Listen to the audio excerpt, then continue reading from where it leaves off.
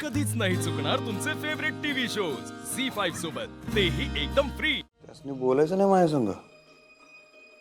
हो अहो, मी ताईला किती वेळा म्हणलं की तुम्हाला फोन करायला, तुमच्या दोघांचं भांडण मिटवायला, पण ती तर म्हणते मला त्यांना फोन करायची काही गरजच नाही. नाही हो, नाही नाही, असं नाही म्हणणार त्या. जिजू अहो, तुम्हाला असं वाटतंय का की मी खोटं बोलतेय? तुमचा विश्वास नाहीये का माझ्यावर?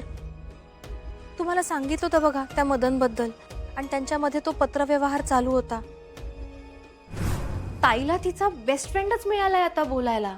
त्यांची मैत्री अगदी शाळेपासूनची आहे. पण पुढे तो परदेशात शिकायला गेला, मग काय त्यांचा पत्रव्यवहार सुरू झाला. आणि अहो, काय कोइन्सिडन्स आहे जिजू, आपण त्याच्याबद्दल बोललो आणि तो आला ना भारतात. जिजू, तो फक्त ताईसाठी भारतात परत आलाय. अहो जाऊ दे, मदन फेदनचा विषय काय, तो विषय नाही. आता मला फक्त त्या मास्तरीन माझं काय म्हणणं आहे ते तेवढंच सांगा मला. जिजू अहो, ताईचं काही म्हणणं असतं तर मला खूप बरं वाटलं असतं. हा म्हणजे अहो, तुमच्याबद्दल तिचं काहीच म्हणणं नाहीये. तुमचा विषय जरी काढला ना तरी ती चिडचिड करून निघून जाते तिकडनं. नाही हो, असं नसेल, तुमचा काहीतरी गैरसमज होत असेल. मास्तरीन बाई तशा नाहीतच तर.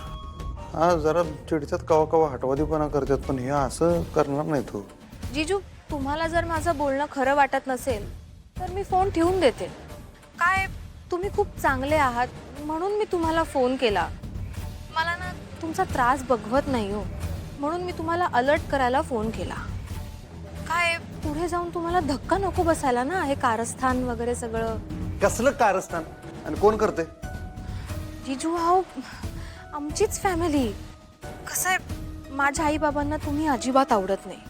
हा ठीक आहे, ते माहिती आहे मला. मी काय आदर्श जावई बिवई नाही त्यांचा, मला माहिती आहे. म्हणूनच ते ताईला तुमच्या विरोधात काही काही सांगतात, जेणेकरून ताईला तुमचा अजूनच राग येईल.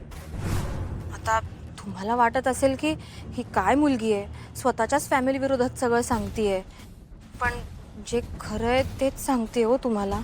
जिजू अहो, मला खरंच तुमचा त्रास बघवत नाही हो, म्हणून मी तुम्हाला हे सगळं सांगायला फोन केला. पण प्लीज तुम्ही ह्या सगळ्यातलं ताईला किंवा माझ्या फॅमिलीला काही कळू देऊ नका. नाही, मी कशाला कोणाला काय सांगेन. जिजू प्लीज, तुम्ही स्वतःची काळजी घ्या. हा, आता तुम्ही एक काम करू शकताय काय? काय? एकदा फक्त माझं आणि मास्तरीन यांचं बोलणं करून द्या की.